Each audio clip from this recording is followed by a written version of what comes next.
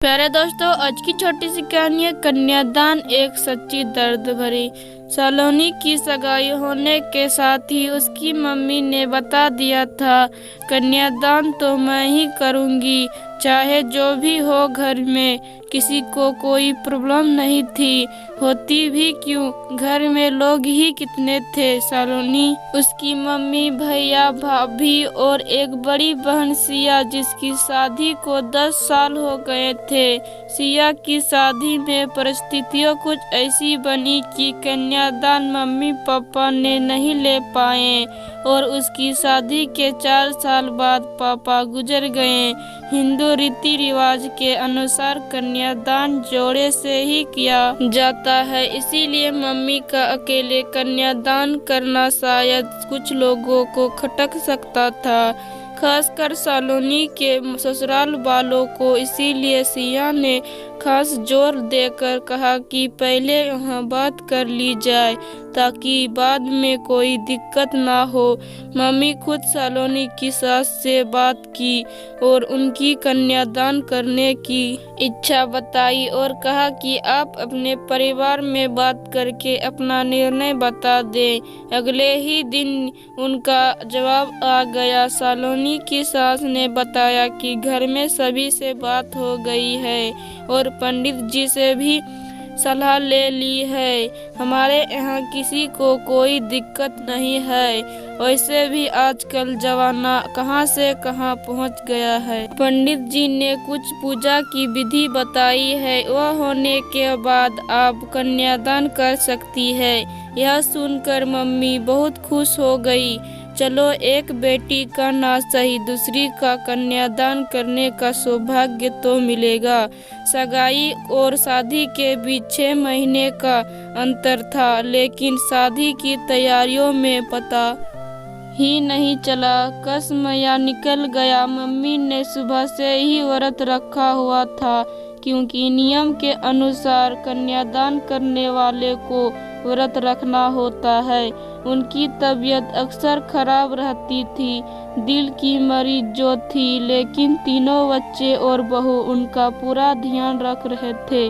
व्रत था, इसीलिए शादी के माहौल में भी उनके लिए फलाहार का बंदोबस्त कर दिया था। कन्यादान करने को लेकर वह बहुत उत्साहित थी और ऊपर से बेटी की विदाई भी नजदीक थी। जैसे तैसे 1-2 निवाले गले से उतारे, इसके बाद सभी लोग शादी की रस्मों में व्यस्त हो गए। बारात का स्वागत, वरमाला, फोटो सेशन और फिर दूल्हा दुल्हन का भोजन, सारे कार्यक्रम हंसी खुशी निपट गई।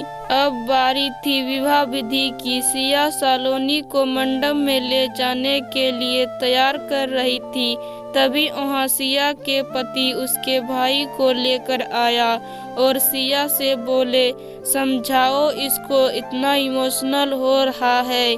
सिया बड़ी थी और समझदार भी, जानती थी उसका भाई शुरू से ऐसा ही है, जल्दी रो देता है, पापा को बहुत याद करता है। आखिर उनके जाने के बाद जिम्मेदारियां जो आ गई थी, हम कितने भी बड़े हो जाएं, लेकिन सिर पर किसी बड़े का साया हमेशा सुकून देता है। वह रोते रोते कह रहा था, आज पापा होते तो यह सब नहीं होता। उसकी बातों से सिया को पता चला कि किसी ने मम्मी के कन्यादान करने पर आपत्ति की है और अब उसे कन्यादान करने को कहा जा रहा है।